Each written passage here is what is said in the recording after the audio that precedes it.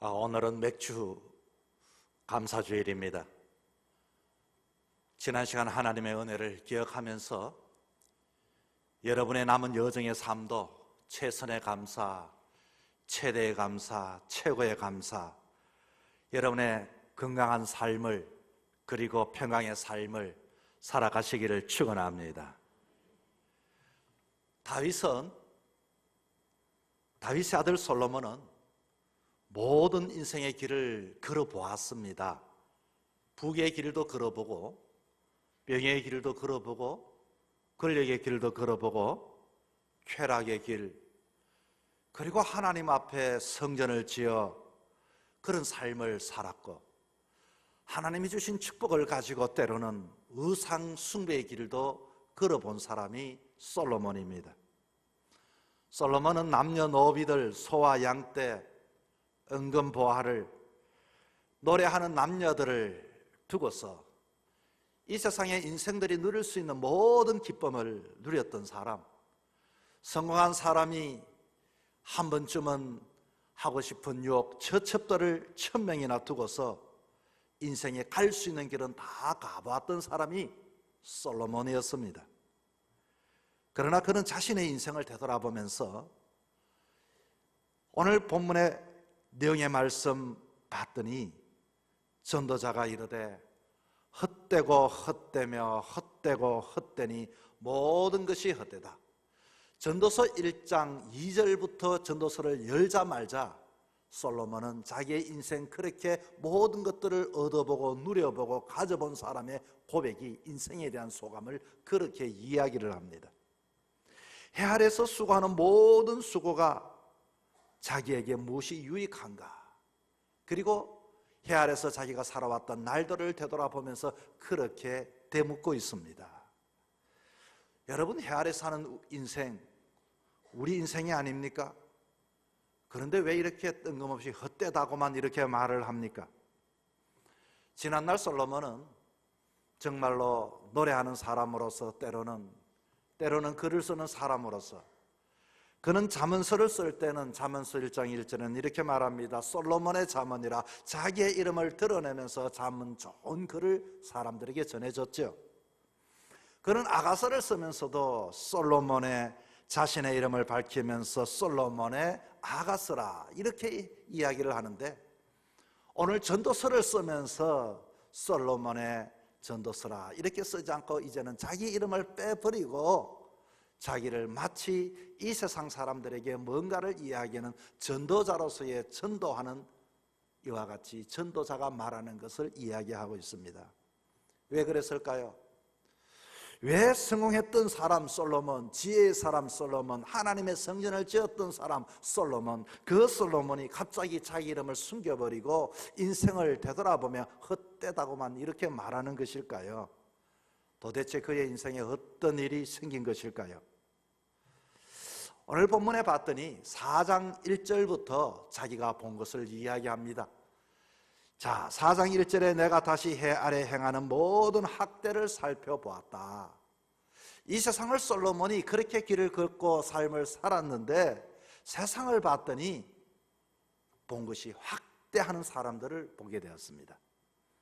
여러분, 학대가 뭘까요? 학대는 내가 가진 능력을 가지고 사람들을 괴롭히거나 가혹행위하게 하는 행위를 보고서 학대라고 말합니다. 학대라는 말이 오늘 이 시대에 안 쓰일 것 같지만 뉴스를 들어보면 학대라는 단어가 얼마나 많이 쓰여지는지 모릅니다.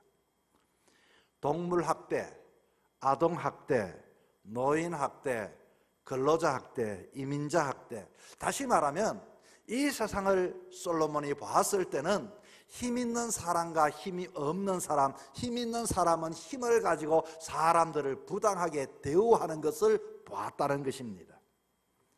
힘 있는 사람은 어떠하든지 학대를 학대하기 위해서, 학대를 자기는 당하지 않기 위해서, 힘을 얻기 위해서 그렇게 땀을 흘리고 수고하고, 힘이 없는 사람은 자기가 부당한 대우를 받지 않기 위해서 어떠하든지 힘을 가져서 이 학대에서부터 벗어나려고 하는 해 아래에 있는 사람들의 모습을 솔로몬은 보았던 것입니다.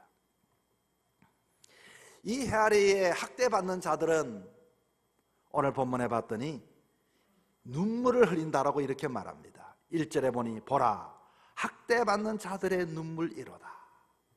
여러분, 학대를 받아보셨습니까? 그러면 다시 한번 묻습니다. 이 세상의 삶을 살아가면서 눈물 흘려보지 않는 사람이 어디 있겠습니까? 너무너무 억울해서, 너무너무 부당해서, 너무너무 말도 안 돼서 눈물을 삼키는 사람들, 이 세상에는 지금도 그런 사람이 있다는 것입니다.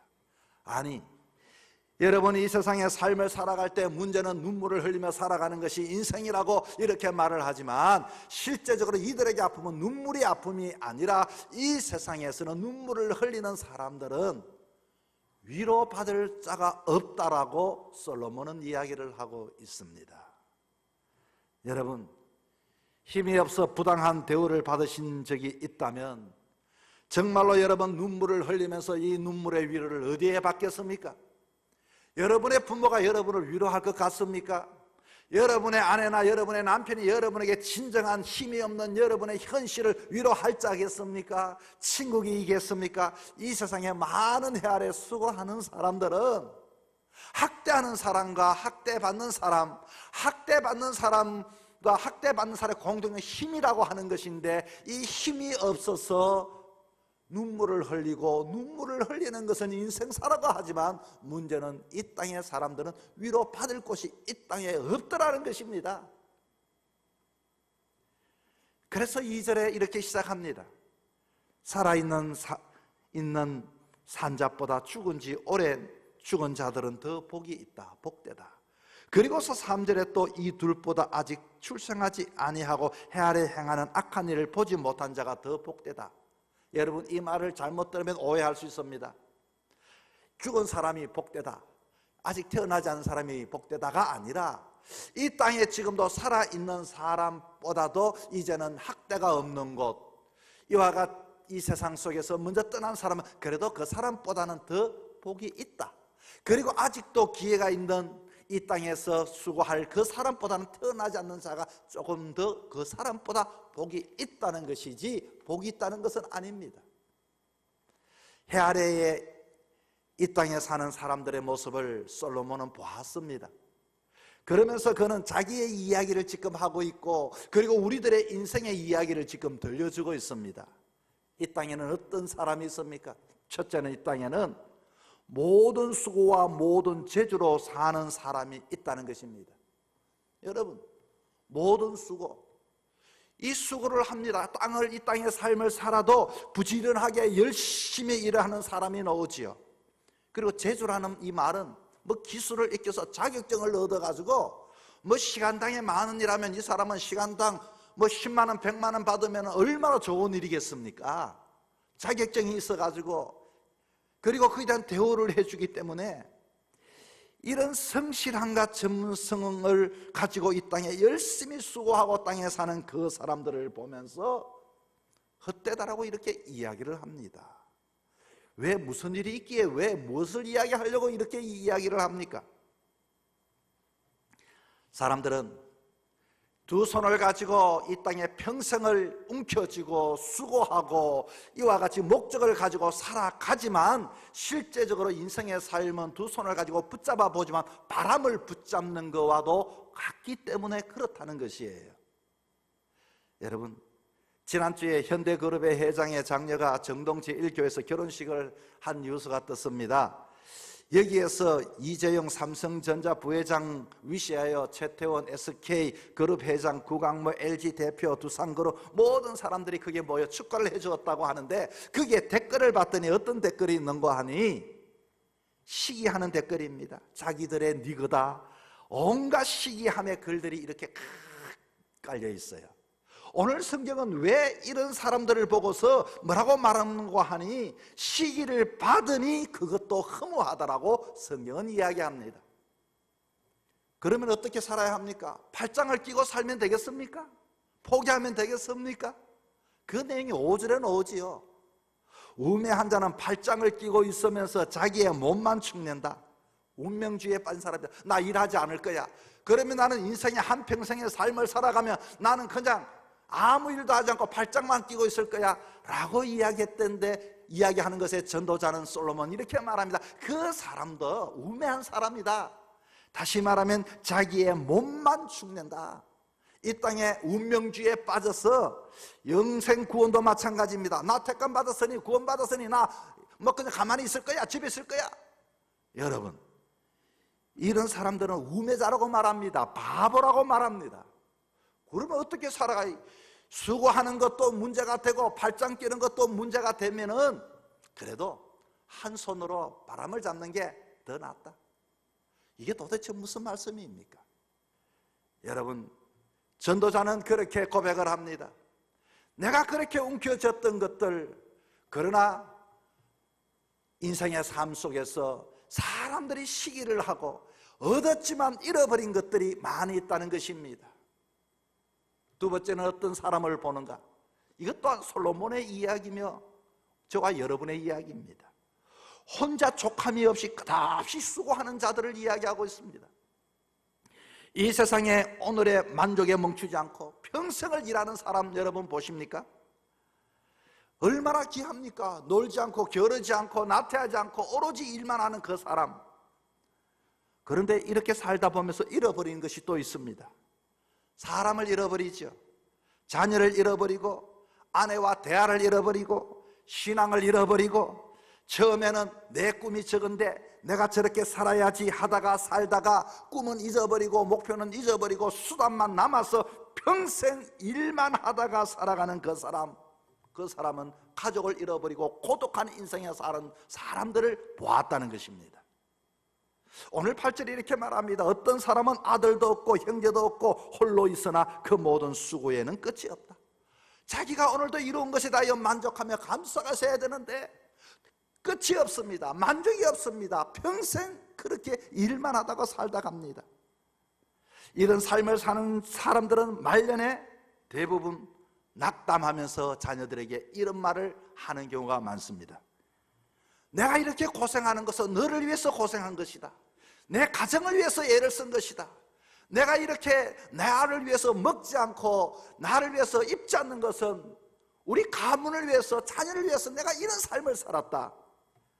너무 서운해서 나중에는 그런 이야기를 할 때 자녀가 그런 이야기를 한다고 하죠. 누가 그렇게 살아라 그랬습니까? 여러분, 오늘도 내 업적이나 내 만족을 위해서 살다가 자녀를 잃어버리는 사람, 친구를 잃어버리는 사람, 내 진정한 삶을 잃어버리는 사람들이 세상에 있더라는 것입니다. 여러분, 우리가 이런 삶을 살아가는 사람들에게 전도자가 잠깐 해줄 수 있는 충고와 같은 팁이 있습니다. 그렇게 혼자 살지 말고, 자, 오늘 보면 10절에 이렇게 말합니다.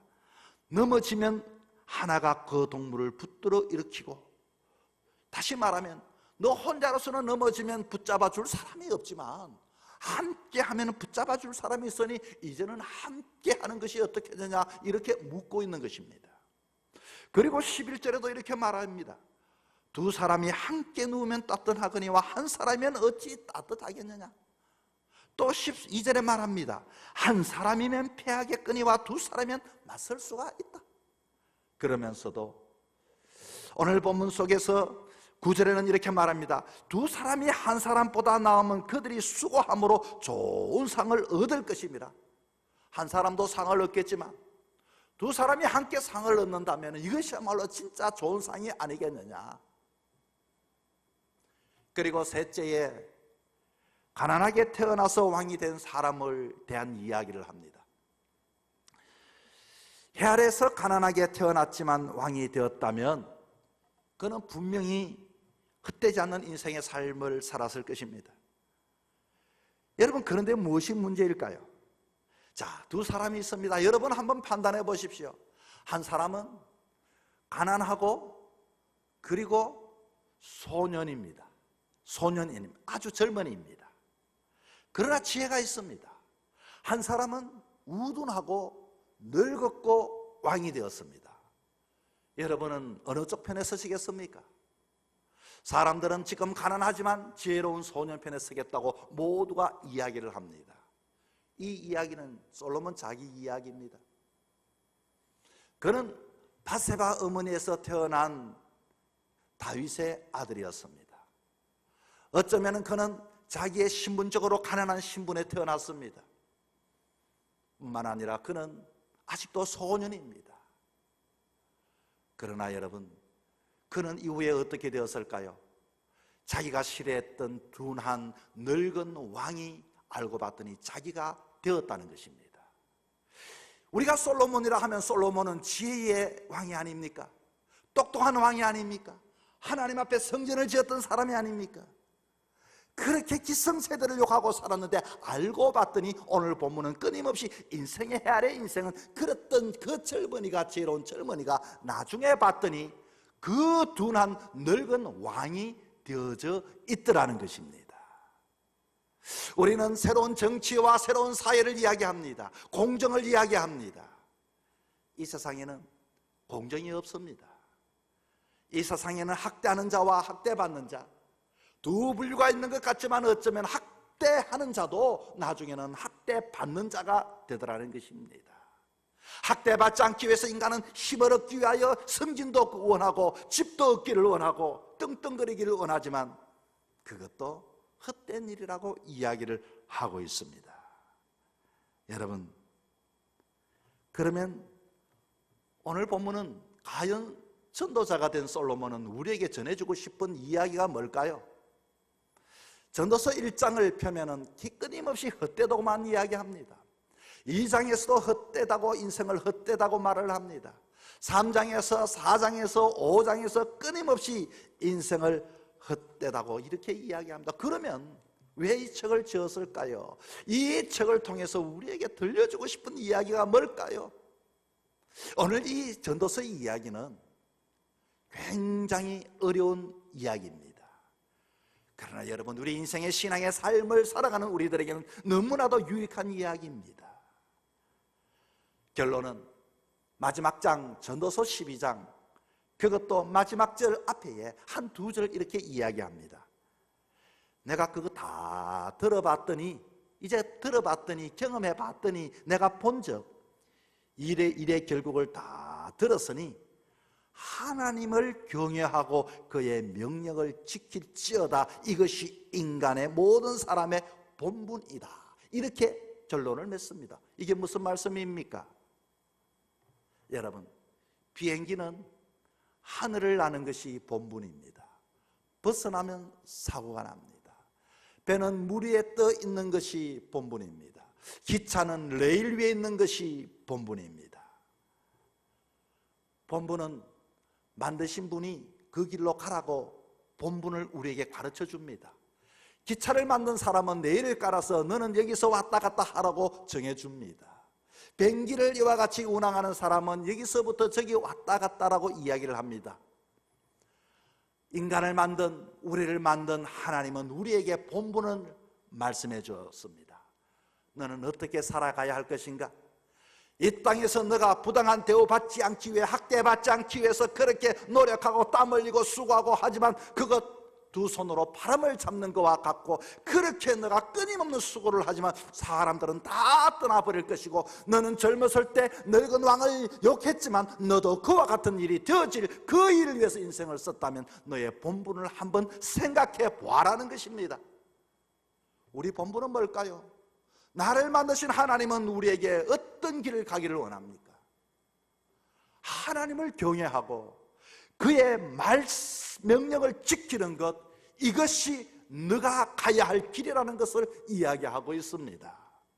그렇다면 여러분, 하나님을 경외하고 명령을 지키는 것은 과연 뭘까요?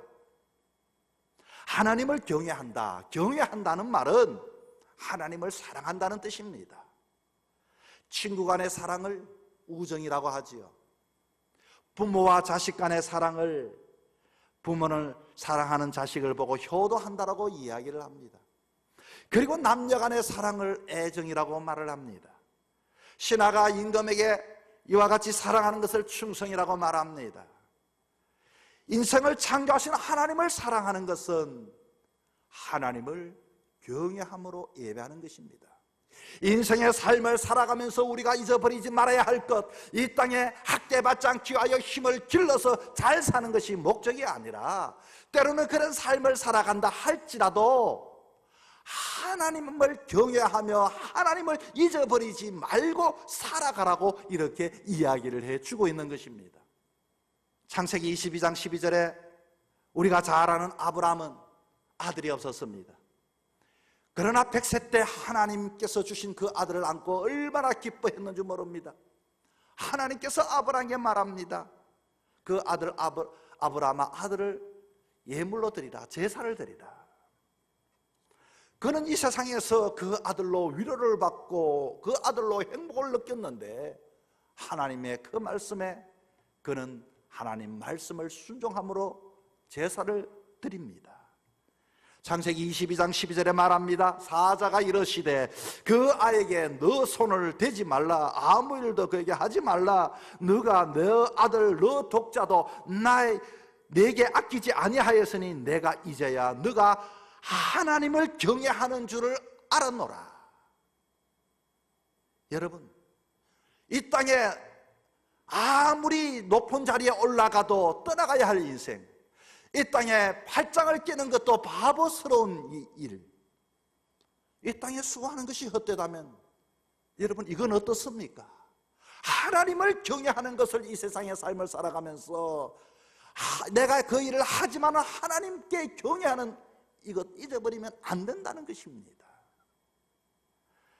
사람 사이의 신용을 잃지 않기 위해서 우리는 끊임없이 사람과의 관계를 맺어가는 것처럼 이 땅에 내가 헤아려 수고하지만 하나님과의 관계를 잊어버리지 않고 하나님을 예배하며 하나님을 경외하는 삶을 살아갈 때 이 모든 것들을 해결할 수가 있게 되는 것입니다. 두 번째는 본분을 지키는 이와 같이 중에 그의 명령을 지키라는 것입니다. 하나님의 명령이 뭘까요? 말씀입니다. 율례입니다. 법입니다. 이 땅의 법을 지키며 살아야 가겠지요. 이 땅에 두 사람과의 어떤 나름대로의 규칙을 지키며 살아가야 합니다.